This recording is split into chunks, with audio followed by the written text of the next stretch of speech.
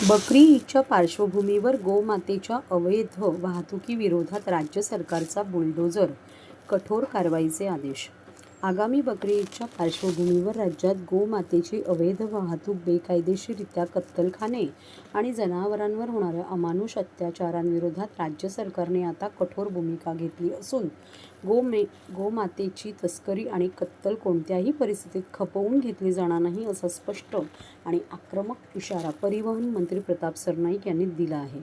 राज्याचे मुख्यमंत्री देवेंद्र फडणवीस यांच्या निर्देशानुसार परिवहन विभागाने संपूर्ण राज्यात विशेष तपासणी मोहीम राबवण्याचे आदेश दिले आहेत. सर्व प्रादेशिक परिवहन अधिकारी, उपप्रादेशिक अधिकारी, सीमा तपासणी नाके तसेच वाहतूक यंत्रणेला 25 मे ते 28 मे 2026 या कालावधीत युद्धपातळीवरील कारवाई करण्याच्या सूचना देण्यात आल्या आहेत. मंत्री प्रताप सरनाईक म्हणाले की उपमुख्यमंत्री एकनाथ शिंदे यांच्या प्रयत्नातून राज्याने देशी गायीला राज्यमाताचा सन्मान दिला आहे. हिंदू समाजासाठी गोमाता ही श्रद्धेचा आणि संस्कृतीचा विषय आहे. अशा पवित्र गोमातेची कत्तल करून तिची अवैध वाहतूक करणाऱ्यांना आता कायद्याचा कठोर धडा शिकवला जाईल.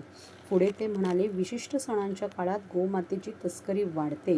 गोवंशाला कोंबून उपाशी ठेवून अमानुष पद्धतीने वाहनांमध्ये भरले जाते. हा केवळ कायद्याचा भंग नसून हिंदू समाजाच्या श्रद्धांवर घाला आहे.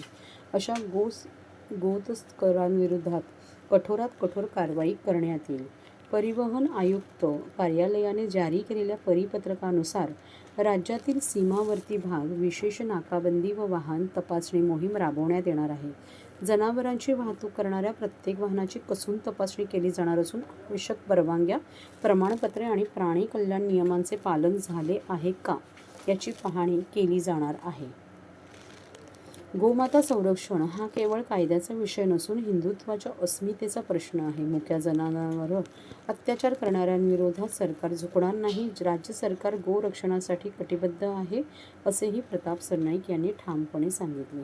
या विशेष मोहिमेअंतर्गत करण्यात आलेल्या कारवाईचा सविस्तर अहवाल शासनाला सादर करण्याचे आदेश संबंधित अधिकाऱ्यांना देण्यात आले आहेत.